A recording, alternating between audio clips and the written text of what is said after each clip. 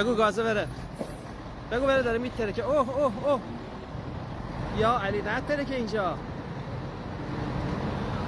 همه خارج شن. دوربین مستقر هست در پایانه کانتینری اسکله شهید رجایی بندر عباس و اون قسمتی که دچار حریق میشه هر از گاهی اون انفجارهایی که رخ میده مربوط هست به اون کانتینرهایی که حالا به خاطر محتویات درونش هست. خب